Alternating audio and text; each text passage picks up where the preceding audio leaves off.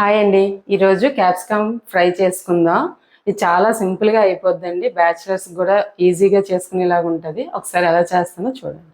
నేను capsicum fry కోసం 3 capsicums తీసుకున్నానండి. వీటిని చిన్న ముక్కలుగా కట్ చేసుకుందాం.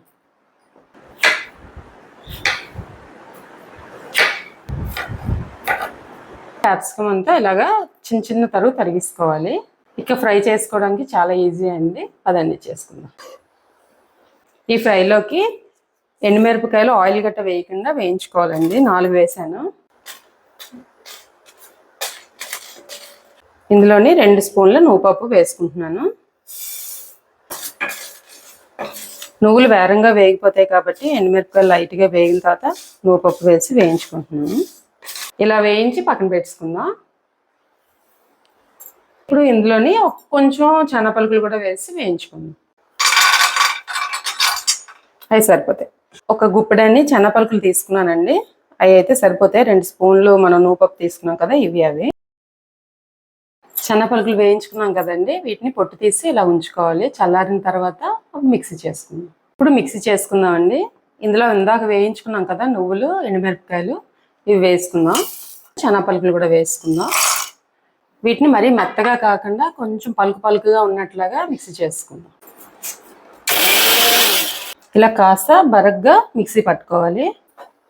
పొయ్యి వెలిగించుకొని మూకుడు పెట్టుకుందామండి.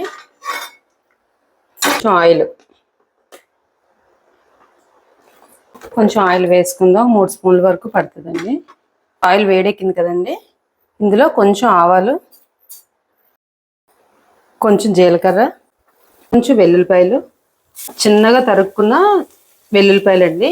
అల్లం కూడా చిన్నది తరుక్కోవాలి. పచ్చిమిరపకాయలు కూడా అంతే.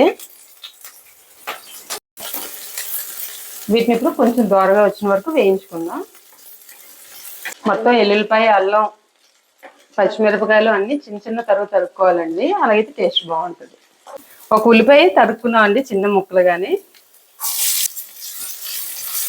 కొంచెం పసుపు వేసుకుందాం,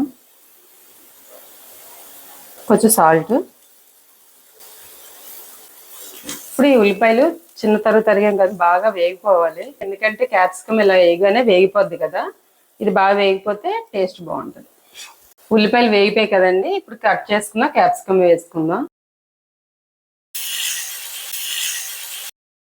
ఇప్పుడు వీటిని బాగా కలుపుకోవాలి. క్యాప్సికమ్ కూడా మెత్తబడిపోయిందండి. ఇప్పుడు మనం పొడి చేసుకున్నాం కదా, అది ఇందులో వేసుకుందాం.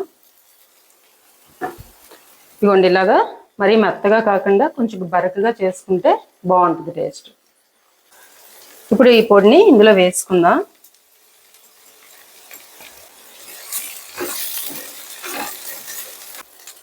ఇందులో ఆల్రెడీ ఎండుమిరపకాయలు, పచ్చిమిరపకాయలు వేసాం కదండి, అందుకు కారం కానీ మసాలాలు కానీ ఏటి వేయక్కర్లేదు. ఇది కొంచెం పడితే మనం దించుకోవడమే. ఈ క్యాప్సికమ్ ఫ్రై చపాతీలో కన్నా రైస్లో కన్నా బాగుంటుందండి. ఈరోజు నేను చపాతీ చేస్తున్నాను.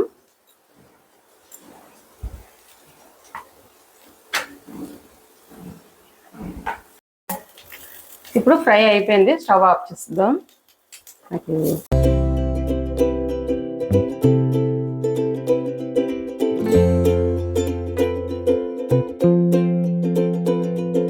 ఈ క్యాప్సికమ్ ఫ్రై అయితే రెడీ అయిపోయిందండి. ఇలా సింపుల్గా ఎప్పుడు కావాలంటే అప్పుడు చేసుకోవచ్చు. ఎప్పుడన్నా మనం సింపుల్గా అయిపోయి వంట చేసుకోవాలంటే ఇలా క్యాప్సికమ్ ఫ్రై చేసుకొని చాలా బాగుంటుంది. నేనైతే వీటితో పాటు చపాతీ కూడా చేశాను. టేస్ట్ ఎలాగుందో మన శైలజ గారు చూస్తారు. ఒకసారి మీరు కూడా ట్రై చేయండి, చాలా బాగుంటుంది. పిల్లలు నేనే ట్రై చేస్తానని చెప్పాను. మీ ఇంట్లో కూడా ట్రై చేయండి, పిల్లలకి బాగుంటుంది. మంచిది కూడా, హెల్త్కి కూడా మంచిది. మీకు ఒక విషయం చెప్పిన, ప్రత్యేకించి చెప్పక్కర్లేదు. ఎందుకంటే అమ్మ చేత ఏది ఉన్నా అది అమృతమే. అది మెడిసిన్తో సమానం అన్నమాట నా దృష్టిలో అయితే. డైట్ ఫాలో అక్కర్లేదు, ఏది పెట్టినా తినేయచ్చు.